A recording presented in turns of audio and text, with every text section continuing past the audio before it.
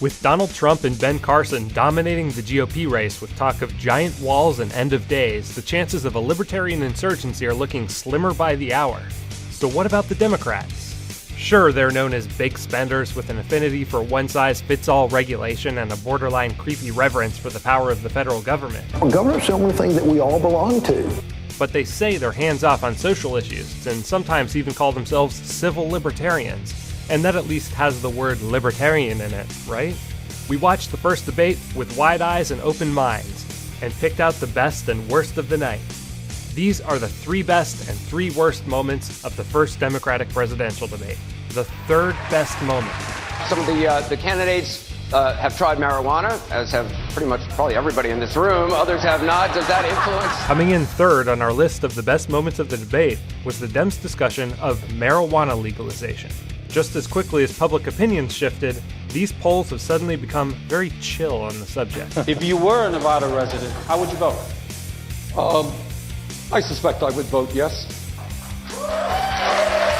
And I would vote yes because I am seeing in this country too many lives being destroyed for nonviolent offenses. But one candidate seemed a bit confused. Hillary Clinton won't say what she thinks about federal prohibition. Are you ready to take a position tonight? No. But she knows she doesn't like its effects. We have got to stop imprisoning people who use marijuana. The third worst moment. Let's begin, Anderson, by understanding that Bernie Sanders has a D- voting record from the NRA. On the flip side was the Dems' almost uniformly uninformed view of gun control. It's time to stand up and pass comprehensive gun safety legislation as a nation. Everybody else has to be accountable, but not the gun manufacturers. And we need to stand up and say enough of that. We're not going to let it continue. Only one candidate recognized that you don't have to be a DC politician to have the right to bear arms for self-protection. There are people at high levels in this government who have bodyguards 24 hours a day, 7 days a week. The average American does not have that and deserves the right to be able to protect their family. The second best moment.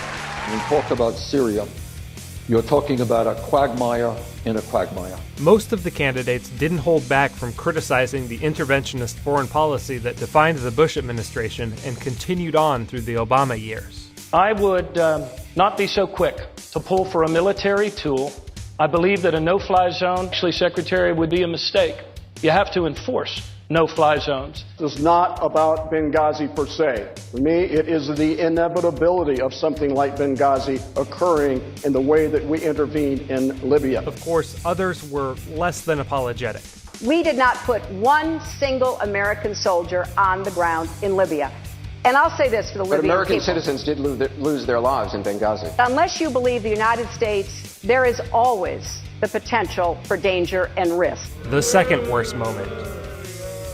Tonight, I want to talk not about my emails, but about what the American people want from the next president of the United States. Clinton's fellow candidates weren't shy about criticizing her role in botched Middle Eastern foreign policy initiatives, but some were quick to jump to her defense when the topic turned to her email problems. That the American people are sick and tired of hearing about your damn emails. Thank you. Me too. Me too. Thank you. The crowd may have loved her unapologetic posture, but a standing ovation doesn't change the fact that Clinton is still under federal investigation for compromising classified information while serving as Secretary of State. There's nothing partisan about that. I have been as transparent as I know to be. The best moment of the first Democratic presidential debate. Would you shut down the NSA surveillance Absolutely, program? of course. Unlike Hillary Clinton, Edward Snowden intentionally made classified information public as a whistleblower, calling attention to the unconstitutional surveillance by the NSA. A rousing defense of Snowden and civil liberties from a couple of the candidates provided the night's best moments. Governor Chafee, Edward Snowden, is he a traitor or a hero? No, I would bring him home. The American government was acting illegally. That's what the federal courts have said. And once again, Clinton found herself on the wrong side of the debate. He broke the laws of the United States. He could have been a whistleblower. He could have gotten all of the protections of being a whistleblower. He could have raised all the issues that he has raised. And I think there would have been a positive response to that. And the worst moment of the first Democratic presidential debate. First, we're going to explain what democratic socialism is. The candidates never once mentioned the national debt and seem to believe that soaking the rich for tax money will fund all their big ideas. The parade of ill-conceived federal initiatives trotted out by the candidates provided the worst moments of the night. You don't cut Social Security, you expand it. Investing in infrastructure and clean energy. We are going to have medical and family paid leave. My plan would enable anyone to go to a public college or university tuition-free. What do you think were the best and worst moments of the night? Tell us in the comments, and don't forget to subscribe to Reason TV.